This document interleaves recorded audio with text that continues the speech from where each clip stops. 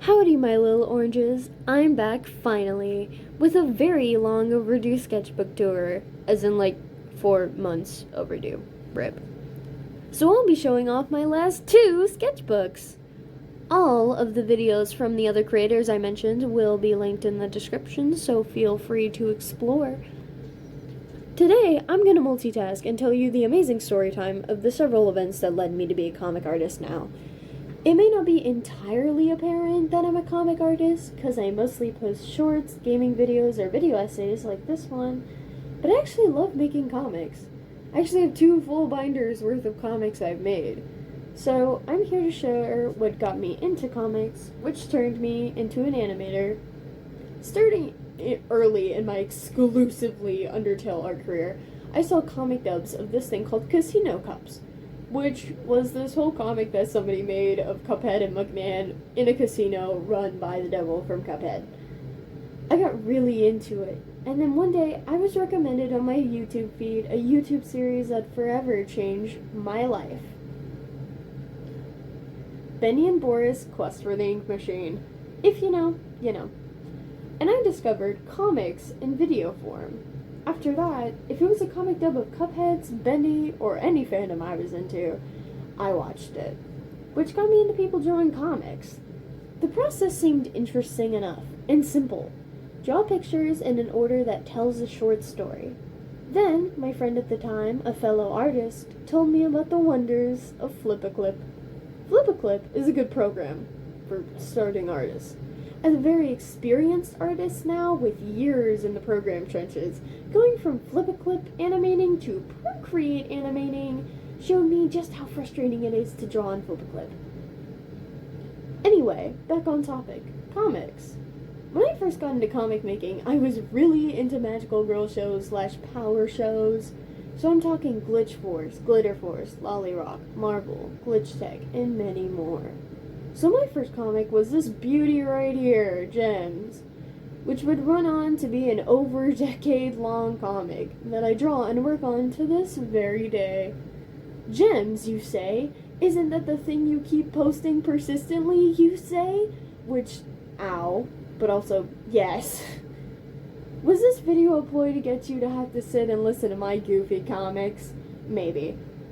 Gems is a comic that I've been working on for years now, and the new general plot is plainly simple.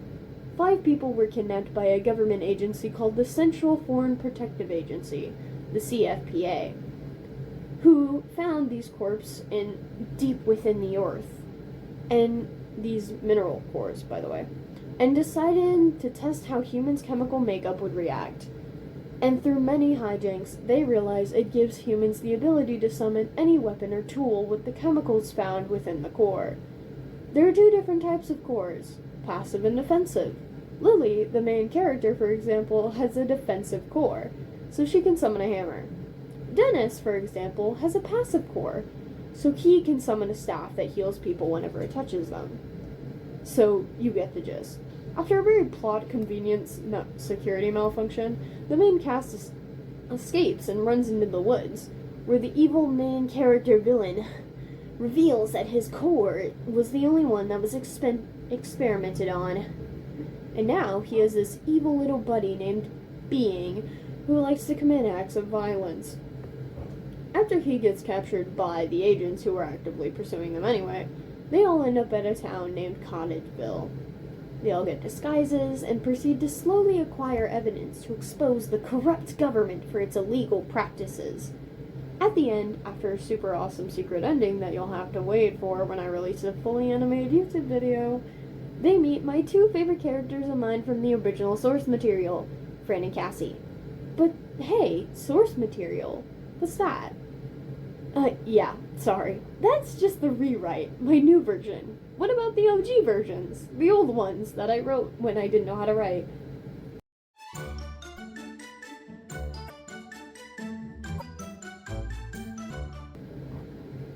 Lily, as a child, found a gem in a stone in the middle of insert cool mystical name for a magical forest here.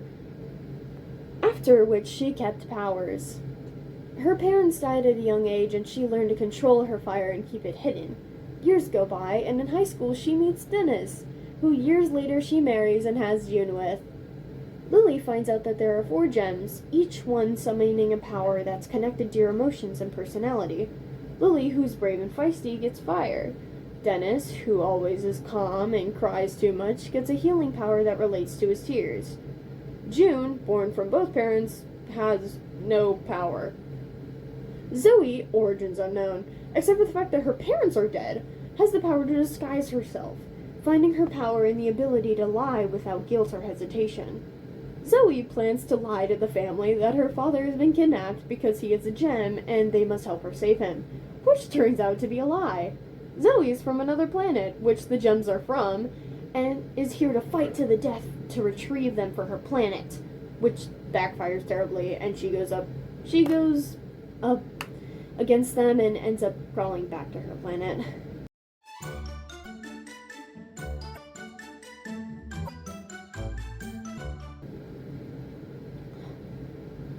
Amara was a kid in college. At this time, in the early 2040s, magic was standard. Now, whether or not it was yours was the question. As always, humans took it over and manufactured it so the rich could have abilities too. Though, for a sliver of hope, genetic magic still existed. It just seemed inferior. Less than. After the huge war with Zoe finding out life was indeed beyond Earth, far out, humans, as humans do, wanted it for themselves. That's when technology really speeds up.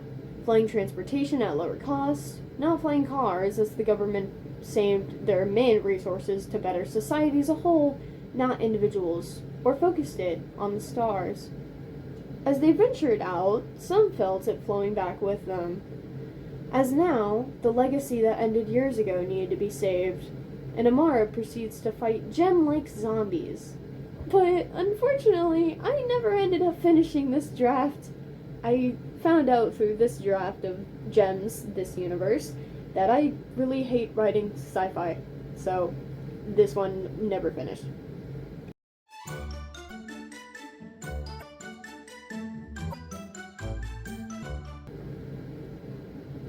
Lily was a thief as a kid, so after a heist, she meets Luna and Anna as 5-year-olds. After she gets arrested by them, we jump to a city farther away, where 14-year-old Anna and Luna are now running away from a dragon and Lily saves them. Lily doesn't know who they are yet. After saving them, Lily almost gets killed by Sarah. We'll get to her in a second. Now, in the past, 7-year-old Bella and Sally are freeing fish from trash with scissors. After about an hour, they conquer and defeat a giant robot bunny that Sally takes this glowing crown off of. Flash forward to today, where she and Bella are going to meet lunch, and surprise! They run into future Lily and Luna and Anna there. They all meet up and decide, oh, well, we know each other now. And Sally's friend Kit Kat picks them all up. Now that they're all hanging out at Kit Kat's, like they're all doing something important, Kit Kat secretly reveals that she's evil, and her minions bust into the base. Cupid gets shot. Froggy revives her. Then they meet a girl that tried to kill them, Sarah. And the team find out about this Miss guy that is a total jerk. And they team up to find and beat him up. They also meet a guy named Grimm, but that part is weird and unwritten, so I'm moving on. Sarah loves Grimm. Grimm gets kidnapped by the literal devil and plans to overthrow him and rule hell. Sarah comes to hell after seeing some spooky figures telling her to come there, and finds Binks and her sister Pumpkin. She saves them, leaves with the gang, heads back up there. Everyone bands together except for Grimm, he's still in hell, and murder the Mist guy, saving the world.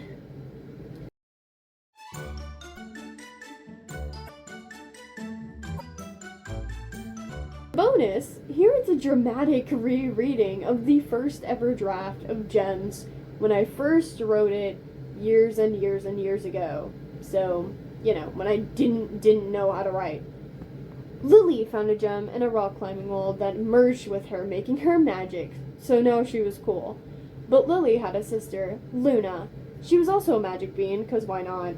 They were both cool and met 3 other characters, Sally, Sarah, and Bella. Together they formed the Cool Kids Club, which by the way, wasn't cool. Actually, the opposite. Lily turned evil for a bit and tried to kill them for a while, but then went back to normal later. When Lily was kicked out of school, she met a frog person. Anyway, she took her in, and they also soon met Sarah's friend. You know, when she tried to come to their house and convince Sarah to turn evil again, they tried to kill the frog girl, and in doing so got caught by the magical cops of a place in the Enchanted Forest. Yes, that is the real full name, and here's the acronym TMCOAPITEF, and was put in jail. Anyway, when the demon guy, Sarah's friend, attacked, they realized that maybe their world would be a lot better if they didn't have magic. So, you know, time to get rid of the magic. In doing that, they destroyed their world, creating a rift between Earth and world magic. Our heroes fell through the rift and moved into a house with one of Froggy's friends, Cupid, a fallen angel that used to be Zeus's right-hand lady until Hades banished her to Earth, and they began a life on Earth. After an argument one day, Cupid and Froggy go to the grocery store in the middle of the pouring rain, and while walking to get pasta, they see a man selling magic to someone. But when the deal isn't the same at the meeting spot, the buyer wants his money back. The seller uses his overpowered magic to merge their soul and magic with themselves, therefore making him stronger. After noticing this, the girls obviously try to do something, and he tries to just silence them. They beat him by Cupid getting upset, and she throws her angel wings and uses her bow to shoot its necklace with the magic in it out of his hands. Froggy and Cupid run home and tell Lily. While on the way home, Froggy finds her sister Sprout and brings her with them.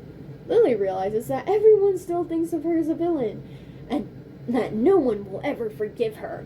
She just decides to accept her true self, aka the one that's very moody and emotional. Lily goes and finds her sister and asks for magic because she wants revenge. The seller agrees, and as long as they get to steal her magic at the end, Lily agrees. Guess who was buying pasta when the deal occurred? Froggy. She runs home to find that Cupid is alone in their house of 13. Froggy runs to Cupid and she explains that everyone was captured and she was too scared to move and that she just hid using her invisible wings. Froggy and Cupid fly to where they were all taken and find that Lily and everyone had already been rid of most of their magic by the seller. All weak, laying on the floor, having 0.000 enough energy to move. Froggy and Sprout make a giant flytrap plan to eat the seller, but in doing so are both weak and useless now. Everyone gangs up to avenge Froggy and Sprout. Everyone uses their unique move to chip away at his health until he surrenders and gives everyone their full magic bag. Anyway, I hope you guys enjoyed this video. It's a little cringy, but I just wanted to yap about my story I've been writing for over a decade now. If you enjoy this, in a few months I should be releasing the full animated YouTube video of the newest, rewrite of Gems. And until then, I'll be posting about it and posting more videos like this if y'all like it. Anyway, have a nice day!